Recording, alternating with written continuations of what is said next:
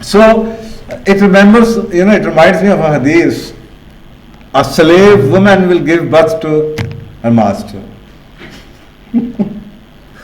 और इसकी बड़ी इंटरप्रिटेशन है, लेकिन इसकी बड़ी खूबसूरत इब्न हजर ने जो इंटरप्रिटेशन दिया वो ये है, a slave woman giving birth to a master means that there will be widespread undutifulness among children, and we are part and parcel of making it true. हमारा ये भी सबसे बड़ा डायलेमा है कि जब हम कोई हदीस पढ़ते हैं तो होना ही चाहिए।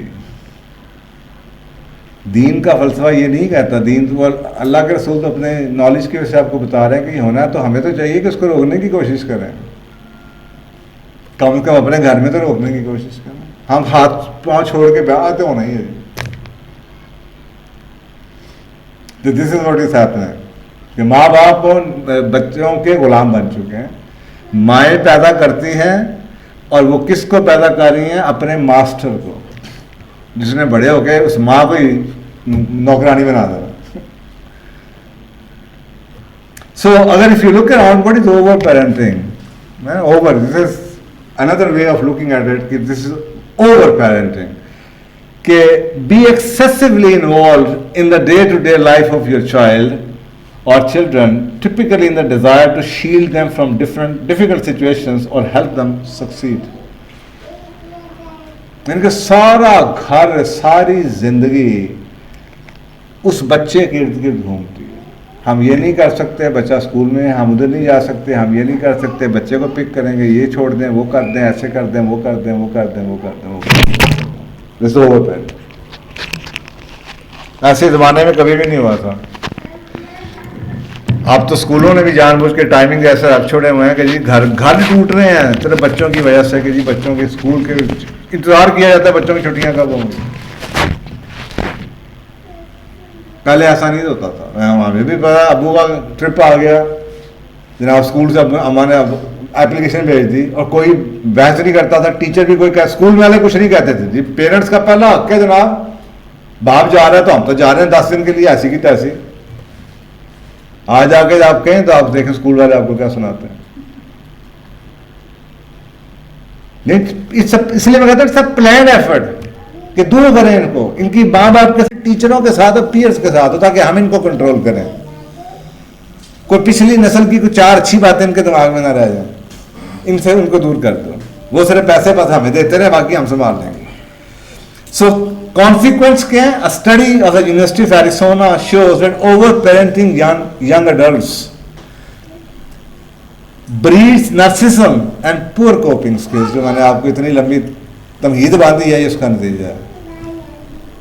जब आप ओवर पेरेंटिंग करते हैं, ये बच्चा नार्सिस्टिक है, जुनूनी है, पागल है, हर बात पे पिक करने वाला है, इसको कुछ नहीं। और कोपिंग, छोटी सी चैलेंज आ जाएगा हाथ पांव फूल जाएंगे, क्योंकि इसने ना सुनी नहीं हुई। इसको हमेशा से माई वे, और दूसरा ये कह they know it's not your way, तो अगले दिन माँ का फोन आएगा, अम्मी ये शादी नहीं चल सकती, सुबह मेरी सास ने मुझे 6 बजे उठा दिया, आपको पता है मैं तो 8 बजे से पहले आंख नहीं खुलती। अच्छा ओके ऐसी ऐसी बातों में तैयार कर जाते, कोई कर ही नहीं सकते, कोई एडवर्स कमेंट, कोई अपने से नेगेट बात को, एकदम ब्लड प्रेशर ऊपर हो जाता है, आंखें लाल पीली नीली हो जाती हैं, लड़ाई शुरू। They don't have the coping skills. शादी हो गई लड़के और बीवी की जो काम पे जाओ, माँ को कहे तो मुझे काम पे भेजिए मुझे काम पे भेजिए। आप तो उल्टे, हाँ ये भी लाता है, नई नस्ल में शादियाँ होने वाला है। जो अब ये हमारे बच्चे हैं, जब ये निकलेंगे तो काम औरतें कर रही होंगी, आदमी तो घरों में बैठे होंगे। नजर आ रही है जी, वो जानबूझ के इसे कहते हैं सब प्लान्ड एफर्ट, घरों को तोड़ने के सब प्लान्ड एफर्ट। अभी चंद दिनों पहले एक नेट पे इश्तेहार भी आया हुआ था कि excellent domestic, excellent house husband looking for a working woman, good in diapers, good in cooking, good in cleaning, उसने पूरा प्रोफाइल लिख के भेजा हुआ था। तो आप सोचे कितनी डिमांड है ऐसे लोगों की। तो मेरा ख्याल है लड़कों को इस वक्त होम इकोनॉमिक्स की डिग्री ले लें। ये इंजीनियर नासा शासा की डिग्रियां, चांद पे जाना, ये औरतों के हवाले कर दें। खुद तो घर में बैठे, यू विल बी डिमांड। ये नई नस्ल है। कराची में somebody was telling me कि शादी नहीं होती। सबसे पहले जैसे आज से 20 साल पहले पूछा जाता था जहेज में क्या है, आज पूछा जाता है मुंडी कुड़ी की नहीं कमांदी है। ये कराची में कल्चर शुरू हो जाए, इधर भी आने लगा है। तो जी नाम है।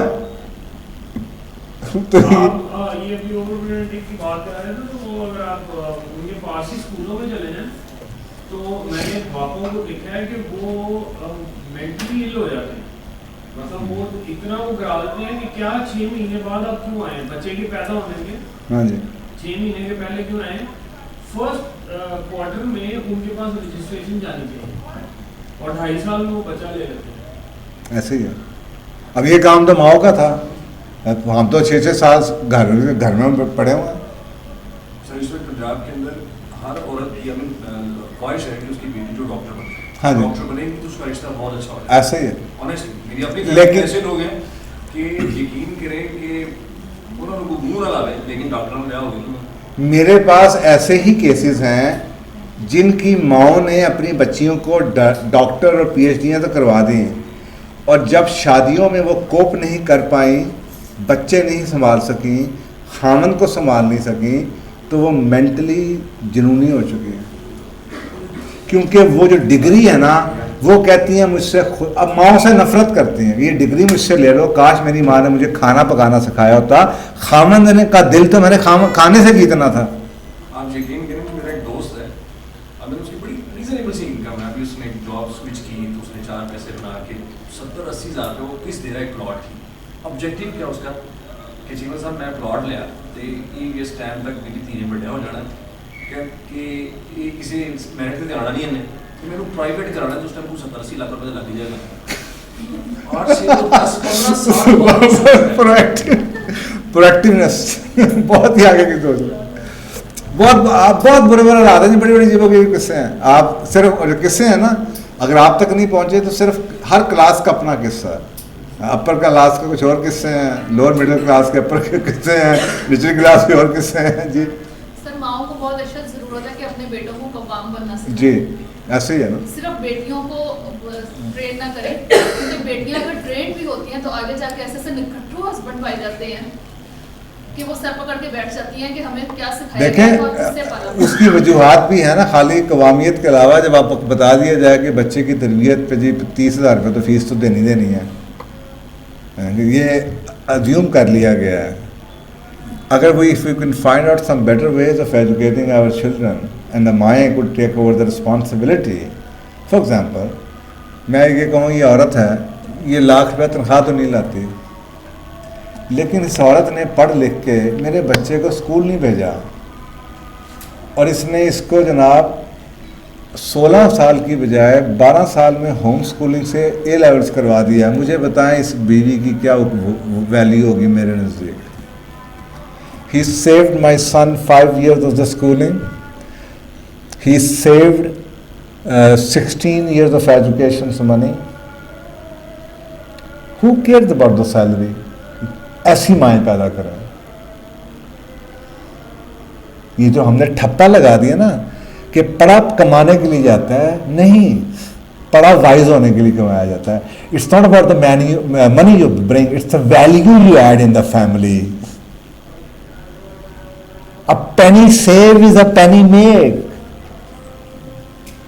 वो आपने अपने मियाँ का लाख रुपए बचा दिया तो वो केस के हमारी माओ ने भी बचाए होंगे, वो नहीं भी कमाती थी तो किसने बॉदर किया। वो मोहब्बतें थी, वो रिश्ते चलते थे जो ऐसे जुड़े हुए थे।